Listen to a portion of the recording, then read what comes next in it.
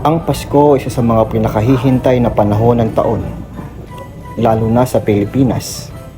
Hindi lamang ito isang selebrasyon na makulay ng mga parol, masasarap na handaan, at masiglang pag-awit ng mga Christmas carol. Kundi isa rin itong panahon ng pagmumuni-muni, pagkakaisa at pagmamahala. Pero paano na lang kung kabaligtaran nito ang inaasahan mo na sanang masayang Pasko, anong gagawin mo?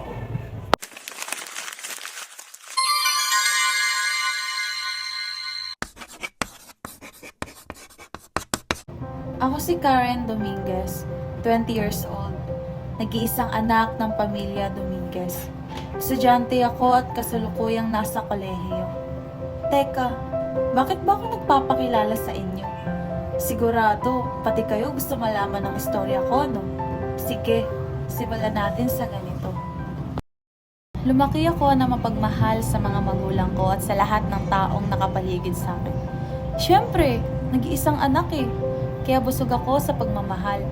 Lahat ng gusto ko mula pagkabata ay naibibigay sa akin. Napakaswerte ko nga kasi ang bait ng mga magulang ko. Walang araw na hindi kami masaya. Walang linggo na hindi kami lumalabas para mamasyal. Sobrang mahal ko ang mga magulang ko. Sa eskwelahan naman, ako palagi ang bida. Presidente ako ng aming klase at paborito ng aking mga guro. Sa paaralan lumawak ang mundo ko. Nakilala ko ng iba't ibang tao. Nga pala, sila Aviona, Barry, at Darla. Sa school, ang tawag nila sa amin ay abakada. Paano ba naman kasi? Hindi kami mapaghiwalay eh. Ang buhay ko bilang estudyante ay masasabi kong napakasaya. Dahil ang lalaking bubuo sa akin, dito ko rin pala makikilala. Siya nga pala si Marco, ang pinakamamahal ko. Sweet, caring, magalang, funny, loving. Well, kulang pa lahat ng sinabi ko kung tutuusin eh. Ewan ko ba? Pakiramdam ko kapag nandyan siya, kompleto ako eh. Yun bang wala akong ibang dapat intindihin? Wala akong dapat alalahanin? Kasi nga, I feel safe in his with me.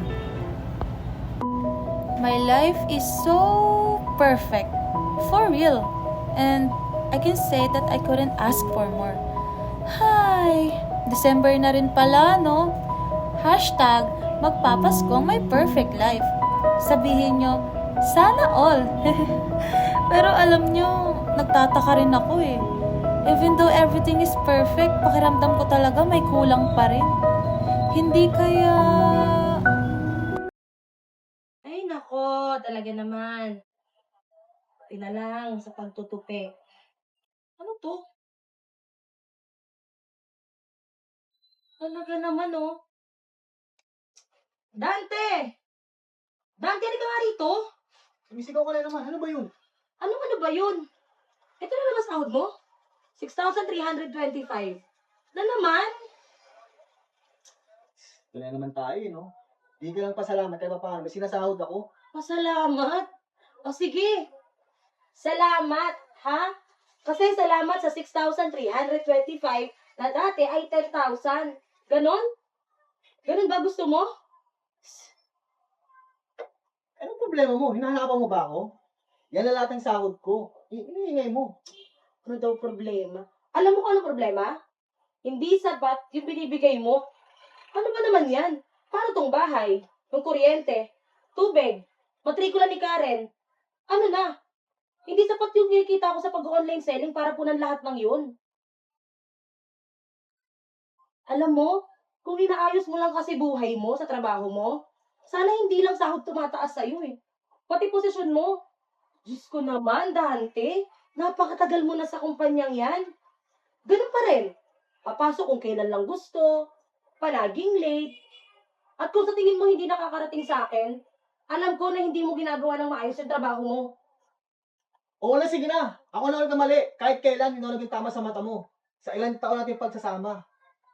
Ikaw ang tama. Ikaw ang nagdidikta. Ikaw ang nasusunod. Sa pamilyang to, minsan hindi ko naranasan maging haligi. Number questions, class? Bye, take care, and goodbye.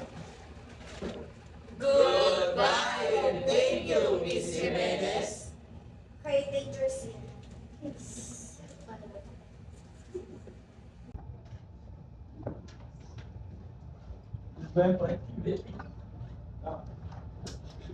Nakakainis naman si Karen. Ang damot-damot sa sagot. True, akala mo di kaibigan. Hayaan nyo na. Mali-mali rin naman sagot niya eh. Right, Karen?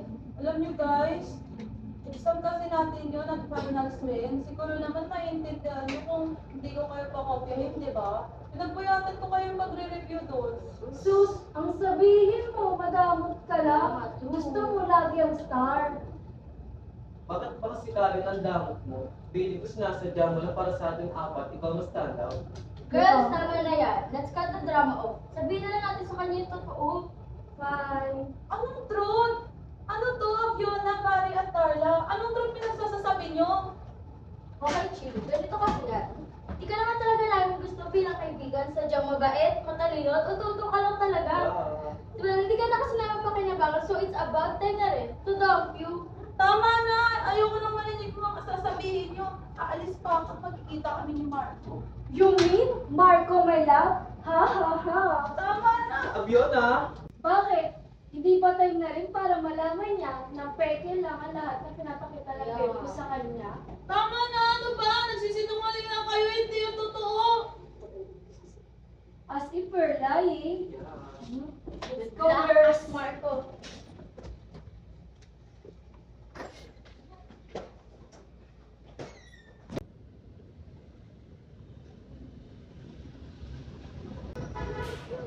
Hey, Karen, para saan yun? Para sa panliloko mo sa akin. Ano, masarap kayo sa sampal ko? What are you talking about? What's wrong with you? What's wrong with me? Or what is wrong with you? Bakit kailangan niyo kung basta kayo sa mga kalokohan niyo? Is it true that Fiona and you are together? What? Ano? So lahat ng to palabas lang, ha? Marco, come on, explain! Okay, chill. I'll explain it.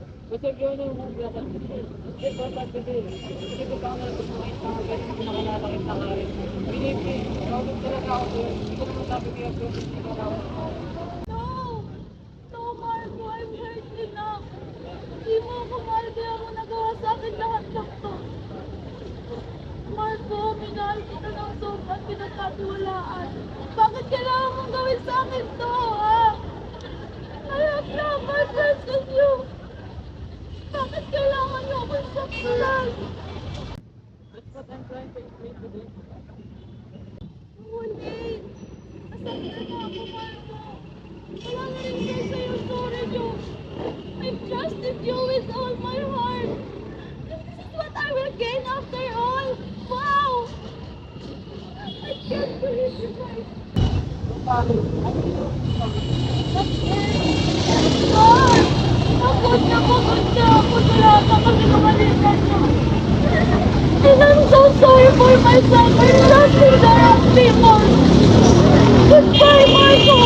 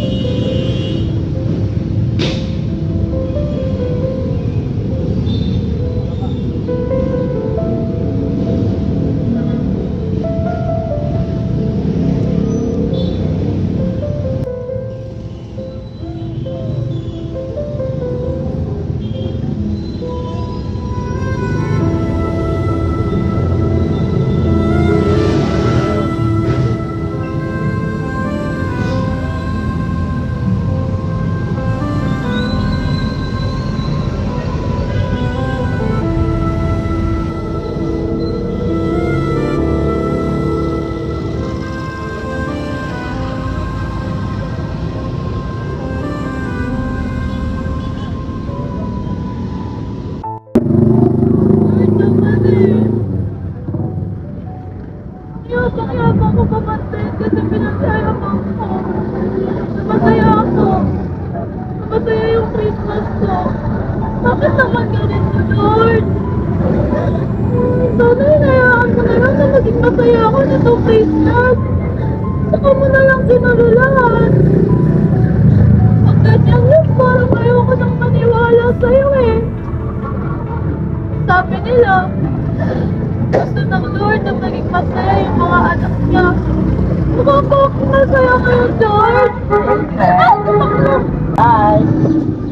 bakit problema to? Ikaw kuya, saan ka nang galing? Saka ako mag-isa lang dito kanina. Nagtumawin din ako. Hindi mo may eksena. Ang dami mong tanong. Kanina pa ako nandito, eh. Tangkinig ka sa mga tanong. Mga dami lang ako niya. Kaya ba sige mo dyan? Hindi ko alam. At ikaw kuya, nag-lang kasi ikaw na dito. Alam ko, habang nakikita kita, naisip ako sa'yo. Kasi, ang lens ba ang problema mo? Ang laki lang na galit sa Diyos. Ako nga, ilang taon na akong pag-alagala. Walang bahay, pamilya, o kamag-anak. Lumaki ako mag-isa pero hindi ko yung sinumbat niya sa Diyos. Nung una, nagtatanong ako, bakit kailangan ako abandonin ng mga magulang ko? Pagpasapasahan, ipamigay, at iiwan sa ampunan ng mga kamag-anak ko. Pero kinalaunanan, natanggap ko na rin na kahit hindi ako nakakuha ng sagot. Naalala ko pa nga, sa sobrang gutom ko at hirap ko noon, naranasan ko gumawa ng hindi maganda. Nang dudukot ako, nagnanakaw, hanggang sa isang araw, nakakuha ako ng katapat ko. Dino, pero yung tao na sukutan ko ay yung tao na sukutan ko. Hiyang-hiya ako sa sarili ko noon. Kasi imbis na magalit siya sa akin, tinan niya ako sa simbahan, pinatuloy at pinakain pa. Hindi ko makasikumura sa sarili ko noon. Kasi pakiramdam ko, hindi ako karapat dapat ipakitaan ng ganong kabutihan. Pero grabe ang pagmamahal ng Diyos, binuo niya ako ulit. Pinunan niya yung mga bagay na akala ko hindi kaya punan ng kahit sino. Natutunan ko magtiwala sa Kanya, maging makontento at higit sa lahat, sunod sa mga plano niya. Naku, napaka na pala yung sweldo ko. Napala, sandali. May bibigyan ko sa'yo. Pasensya ka na ha. Mana to. Pero sigurado ako makakasunod sa'yo. Subukan mo lang. Expected ko na kay Gia.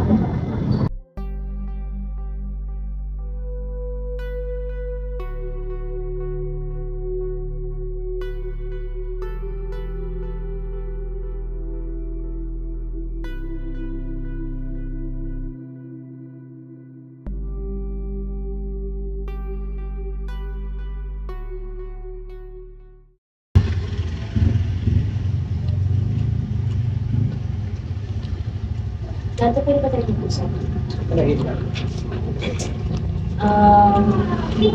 Gusto ko lang sana mag-sorry kasi nagumana ka naman napansin ko rin na palagi akong natin sa'yo.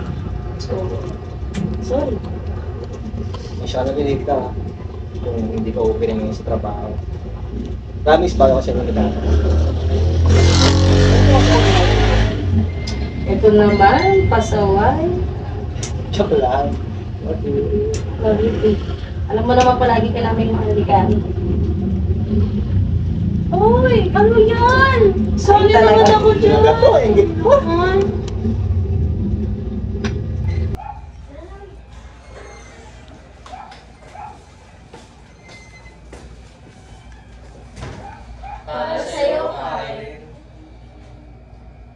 I'm so sorry, Karen. Dapat hindi ka namin tinanong.